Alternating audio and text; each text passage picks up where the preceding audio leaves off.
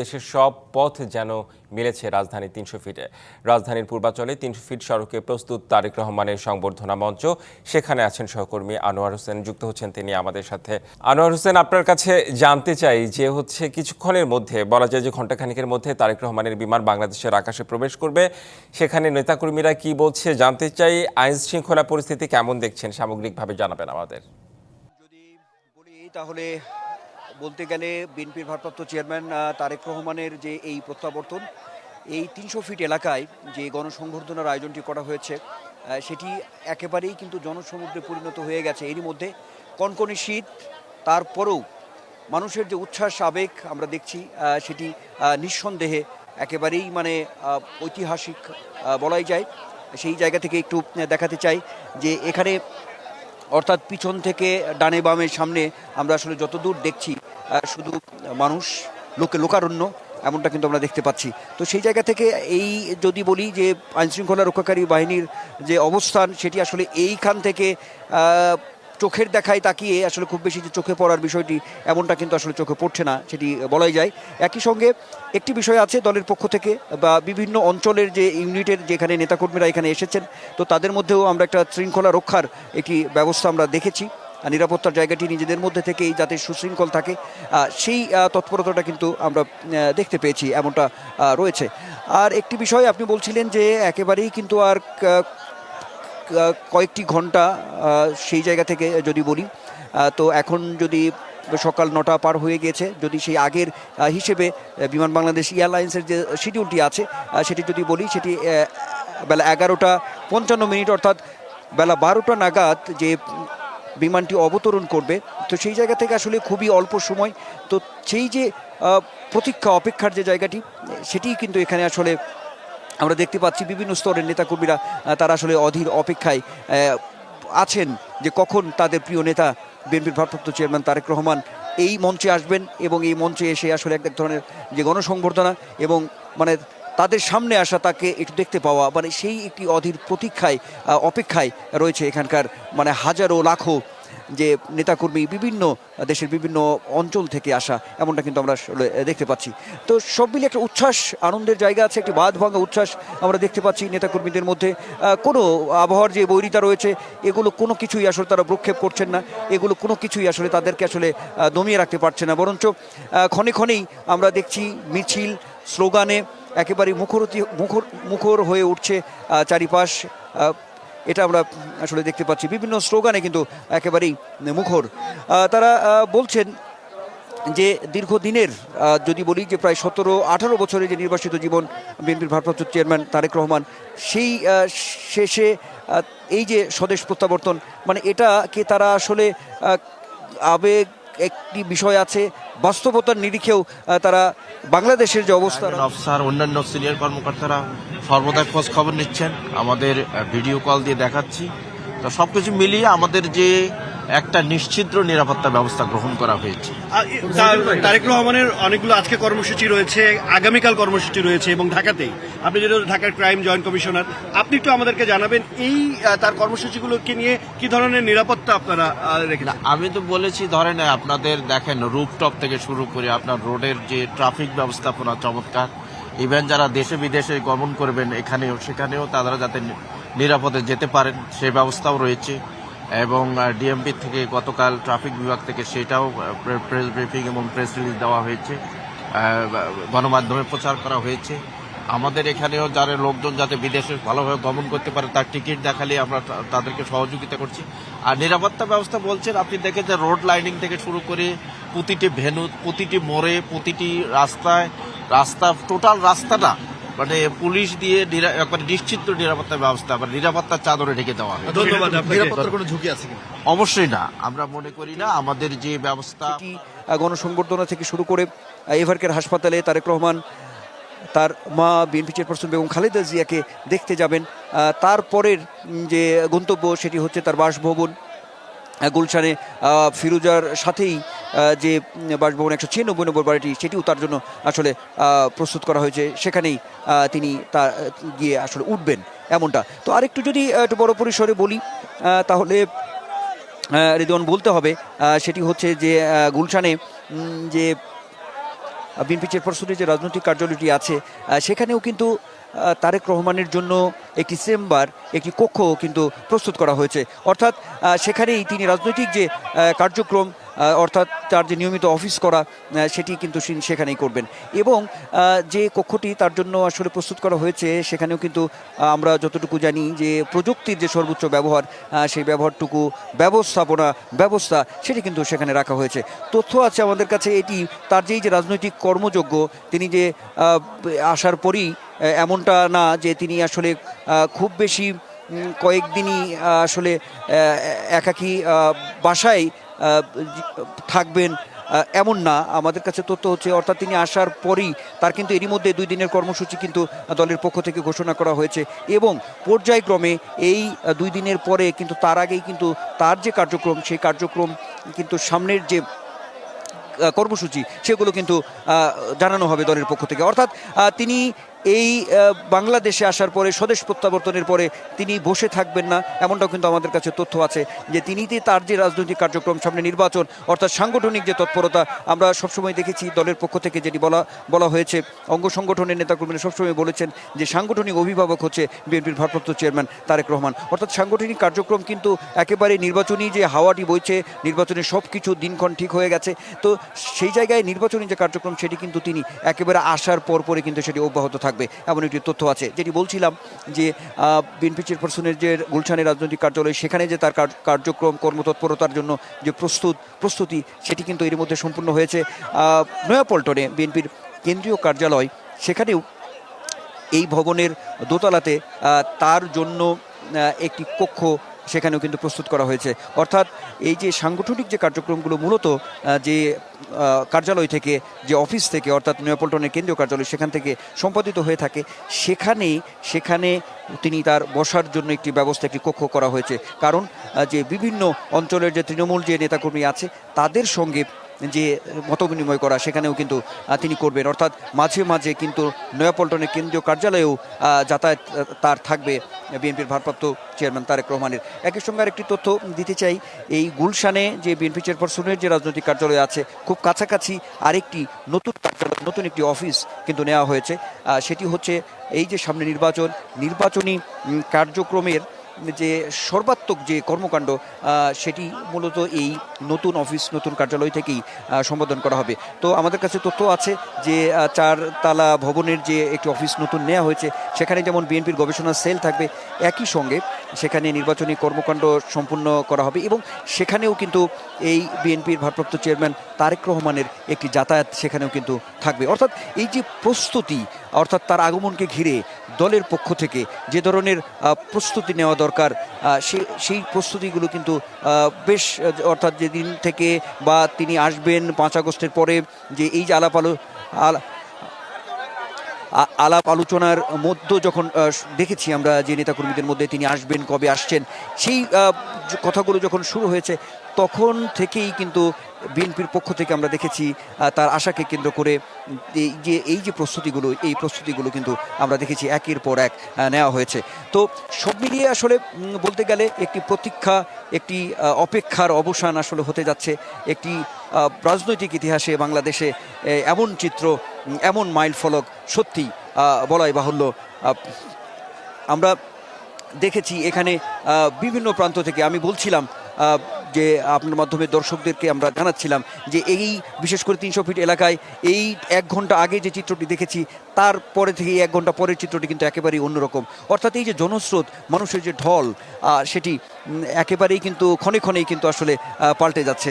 অর্থাৎ মানুষ ছুটছে, মানুষ আসছে, মানুষ গন্তব্য যেন সেই একটাই, সেটি হচ্ছে 300 ফিটের এই মঞ্চকে কেন্দ্র করে মঞ্চর দিকে ধাবিত হচ্ছে এই মানুষের স্রোত। কারণ তাদের প্রিয় নেতা বিএনপির ভারপ্রাপ্ত চেয়ারম্যান তারেক রহমান এখানে আসবেন, কাছ থেকে তাদের প্রিয় নেতাকে তারা দেখবেন। এই যে একটি মনোবাসনা, এই যে একটি উচ্ছ্বাস, বাদবাং আনন্দ, এই বিষয়গুলোই আমরা আসলে এখানে বিভিন্ন স্তরের তৃণমূল থেকে শুরু করে সর্বস্তরের নেতাকর্মী সমর্থকদের মধ্যে আমরা দেখতে পাচ্ছি। এবং তাদের সঙ্গে আলাপ আলোচনার মধ্য দিয়ে যে বিষয়গুলো আসলে উঠে এসেছে একটু বিশ্লেষণের জায়গা থেকেও যদি বলি তাহলে আসলে বলতে হবে যে তার যে রাজনৈতিক যে জীবন, রাজনৈতিক যে কেরিয়ার, অর্থাৎ এই যে ত্যাগ তিতিক্ষার মধ্য দিয়ে তিনি যে এই পর্যন্ত তিনি এসেছেন, এই বিষয়গুলোও কিন্তু আসলে একরকম তারেক রহমানের যে রাজনৈতিক যে ঝুলি, সেই ঝুলির যে বিচ্ছুরণ, সেই বিচ্ছুরণগুলো কিন্তু আসলে প্রতিটি নেতাকর্মীর মধ্যে কিন্তু ছড়িয়ে যাচ্ছে। এমনটা কিন্তু আসলে আমরা মানুষের এইরকম ঢল, এটা নিঃসন্দেহে এটি নিঃসন্দেহে বিএনপির ভারপ্রাপ্ত চেয়ারম্যান তারেক রহমানের রাজনৈতিক জীবনের যে অর্জন, সেটি আসলে বলাই যায়। কারণ একজন রাজনীতিবিদ, একজন নেতা যখন আসলে মানুষের মনের মণিকোঠায় যেতে পারে, তখনই মনে হয় এইরকম কোনো চিত্র, যখনই তিনি দীর্ঘদিন পরে স্বদেশ প্রত্যাবর্তনের মতো যখন ঘটনা সামনে আসে, তখনই মানুষের ঢল নিশ্চয়ই একজন নেতার জন্য, একজন নেতার আগমন, একজন নেতার যে রাজনৈতিক জীবনের যে অর্জন, সেটি এর চেয়ে বড় কি আর হতে পারে, এটি একটা আসলে প্রশ্ন কিন্তু আসলে সামনে বলাই বাহুল্য, এমনটা কিন্তু বলা যায়। তো সব মিলিয়ে তারা নেতাকর্মীরা তারা বলছেন যে বিশেষ করে তার যে এই যে রাজনৈতিক জীবন, খুব অল্প বয়সে রাজনৈতিক যে পদযাত্রা তার শুরু হয়েছিল, রাজনৈতিক জীবন শুরু হয়েছিল, মাঝে তার এই তারুণ্য নির্ভর রাজনীতি হয়তো আরও বড় আকারে সামনে আসতে পারত, কিন্তু নানান সময়ে বিশেষ করে এখানে যারা আসছেন তারা বলার চেষ্টা করছেন 111 খ্যাত যে সেনা সমর্থিত যে সরকারের সময়ে তার যে অবস্থাটি আসলে তৈরি হয়েছিল, তিনি যে মুমূর্ষু অবস্থায় ছিলেন, অনেকেই আসলে বলার চেষ্টা করছেন তিনি যে আসলে শেষ পর্যন্ত বেঁচে থাকবেন কিনা, এমন একটি সংশয়ের জায়গাও যে তৈরি হয়েছিল। সেখান থেকে তারেক রহমান এই যে দীর্ঘ নির্বাসিত জীবন, প্রায় 17 থেকে 18 বছরের নির্বাসিত জীবন, নির্মম যে নির্বাসিত জীবন, সেই নির্বাসিত জীবনের মধ্যে থেকে, ত্যাগ তিতিকের মধ্যে থেকে বিএনপির মতো এত বড় একটি রাজনৈতিক দলকে আসলে তিনি যে সাংগঠনিকভাবে যেভাবে আগলে রেখেছেন, যেভাবে ধরে রেখেছেন, নিঃসন্দেহে এই যে তার রাজনৈতিক যে ক্যারিশম্যাটিক যে বিষয়টি রয়েছে, সেটি তিনি তারেক রহমানই যে দাবিদার, সেটিও কিন্তু আসলে বারবার এই এখানে যারা এসেছেন আগতরা, বিভিন্ন স্তরের নেতাকর্মী সমর্থকরা, তারা কিন্তু বারবার বলার চেষ্টা করছেন। অর্থাৎ এই তারেক রহমানের নেতৃত্বে তারা যে এখন পর্যন্ত যে ধরনের সুসংগঠিত অবস্থায় আছে, সেটি তারা এই কথাগুলি কিন্তু বারবার বলার চেষ্টা করছেন। তারা বলার চেষ্টা করছেন যে রাজনৈতিক যে বাকবদল হয়েছে বিভিন্ন সময়ে, সেটি যদি বলা হয় যে 2008 সালের পর থেকে, অর্থাৎ 111 সরকারের যে পর থেকে বিএনপি চেয়ারপারসনের আসলে গ্রেপ্তার হওয়া, তারপরে তারেক রহমানের গ্রেপ্তার হওয়া, তারেক রহমানের ভাই আরাফাত রহমান কোকোর যে গ্রেপ্তার হওয়া, অর্থাৎ এই যে সপরিবারে যে গ্রেপ্তার হওয়া, অর্থাৎ একটু নিশ্চিহ্ন করে দেওয়ার যে একটি পরিস্থিতি অবস্থা তৈরি হয়েছিল বিএনপিকে, বা পরবর্তী সময়ে বিএনপিকে ভাঙা বা রাজনৈতিক দল হিসেবে তাদেরকে একটু বিএনপিকে খণ্ড বিখণ্ড করে দেওয়ার যে বিভিন্ন ষড়যন্ত্র বিভিন্ন সময়ে এটা হয়েছে। তো সেই জায়গা থেকে সেই সব ধরনের ষড়যন্ত্রকে আসলে প্রতিহত করে সেই 7 সমুদ্র 13 নদী, মানে সেই যে এত দূরে থেকে যে বিএনপির ভারপ্রাপ্ত চেয়ারম্যান তারেক রহমান দলকে সুসংগত করতে পেরেছেন, সেই বাহবাটি কিন্তু আমরা দেখেছি যে এখানকার নেতারা কিন্তু তারা বারবার দিচ্ছেন যে তার নির্দেশনা, তার কমান্ডের মধ্য দিয়ে যে দলটি এখন পর্যন্ত সুসংগঠিত আছে, সেটিকেই তারা বারবার প্রশংসার জায়গায় তারা নিয়ে আসছেন নেতাকর্মীরা। তো সব মিলিয়ে আসলে সামনের দিনগুলোতে এই যে রাজনৈতিক পরিস্থিতি যেটি বলা হচ্ছে, সেই জায়গা থেকে উত্তরণের মধ্য দিয়ে তারা দেশকে সামনের দিকে এগিয়ে নিয়ে যাবেন, এমন একটি যেমন প্রত্যয় আছে, এমন একটি ব্রত আছে নেতাকর্মীদের মধ্যে। ঠিক তেমনিভাবে তারা বলছেন যে তারা তারেক রহমানের নির্দেশনায়, তারেক রহমানের যে ভাবনা চিন্তা দেশকে নিয়ে মানুষের জন্য, সেই ভাবনাগুলোকেই তারা আসলে ধারণ করতে চায়। তারা উদার হতে চায় দল হিসেবে, এবং গণতন্ত্র উত্তরণে বিভিন্ন সময়ে বিএনপির যে ভূমিকা রয়েছে, সেই কথাগুলো কিন্তু তারা বারবার বলার চেষ্টা করছেন। তারা বলছেন যে স্বাধীনতার পরে যে দিকবিদিকহীন যে জাতি হিসেবে যেটি আসলে পথভ্রষ্ট হওয়ার যে একটি আশঙ্কা ছিল, সেই জায়গা থেকে যে এই বিএনপির প্রতিষ্ঠাতা শহীদ প্রেসিডেন্ট জিয়াউর রহমান যে বহুদলীয় গণতন্ত্র। সহকর্মী আনোয়ার হোসেন 300 ফিট থেকে জানাচ্ছিলেন, সেখানে আমরা দেখছিলাম যে জনস্রোত কী রকম। আমরা একটু সিলেট থেকে ঘুরে আসতে চাই। সিলেটে রয়েছেন সহকর্মী প্রত্যুষ তালুকদারের কাছে আমরা জানবো সিলেটের কি অবস্থা। প্রত্যুষ তালুকদার, সিলেটের মানুষ কি বলছেন? সিলেট থেকেও নিশ্চয়ই জনস্রোত ঢাকার উদ্দেশ্যে রওনা দিয়েছে আর কিছুক্ষণের মধ্যে, অর্থাৎ তারেক রহমানের বিমান ঘণ্টাখানেকের মধ্যেই বাংলাদেশের আকাশসীমায় প্রবেশ করবে।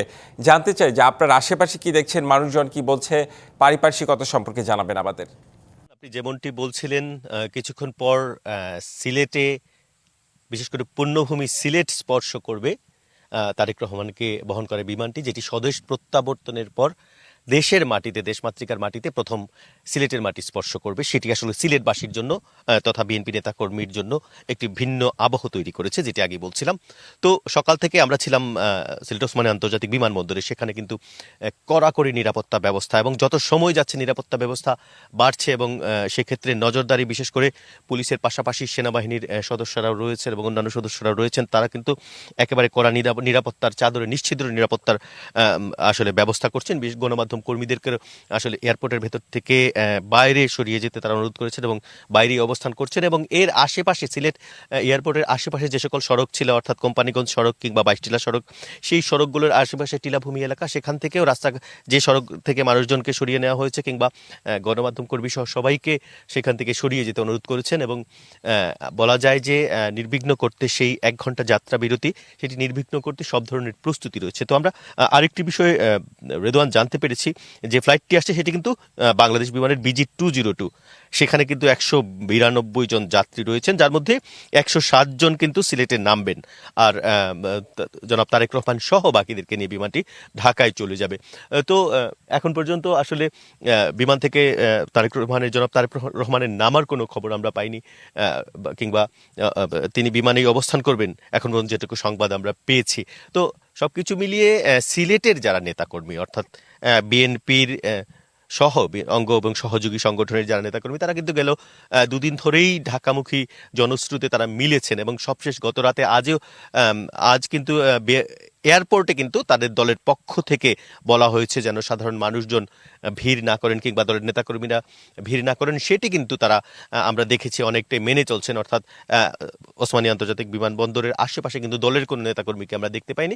কিছু সাধারণ উৎসুক জনতা সেখানে আছেন, তাও খুব সংখ্যায় কম, এবং আইন শৃঙ্খলার যে একদম শৃঙ্খলিত অবস্থায় থাকার কারণে, একদম কড়াকড়ি আরোপের কারণে কিন্তু সেই মানুষজনগুলো আসলে নিরাপত্তা বেষ্টনী ভেদ করে ভিতরে আসতে পারছে না। তো সবকিছু মিলিয়ে সিলেটের যেহেতু জামাতা তিনি, সিলেটের স্থানীয়রা আসলে আদর করে স্নেহ করে দামান বলেই তাকে ডাকছেন।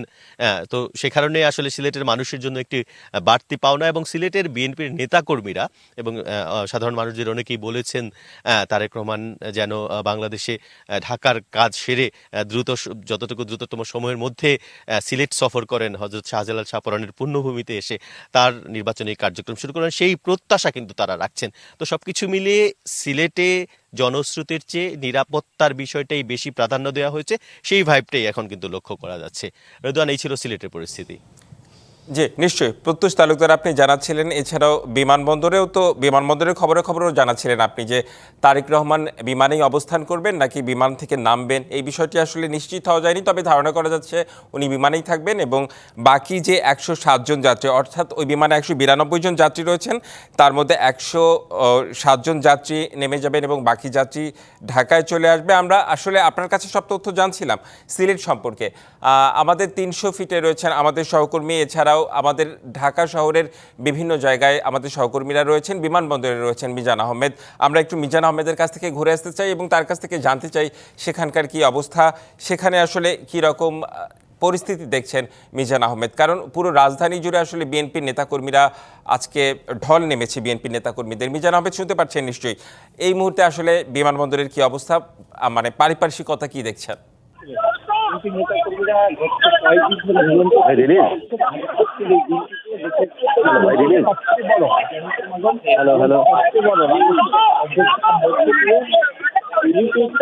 চেয়ারম্যান তারেক রহমানকে বরণ করে নেওয়া এবং সেই আনুষ্ঠানিকতা পরে কিন্তু সেই আনুষ্ঠানিকতা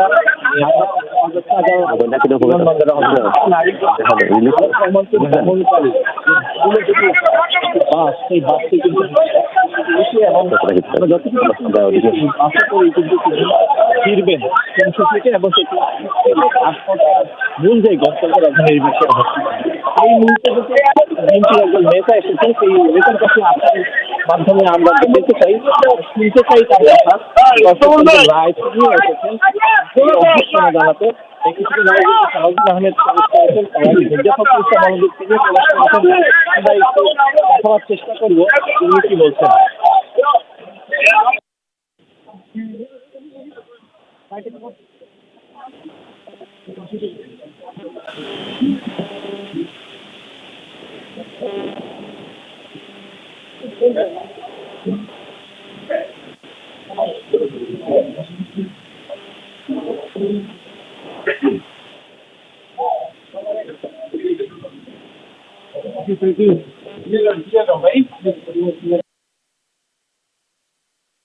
আমরা একটু শুনতে চাই আপনার কাছে, একটু শুনতে চাই আজকের এই মিটিং এ আপনার অনুভূতির কথা একটু শুনতে চাই।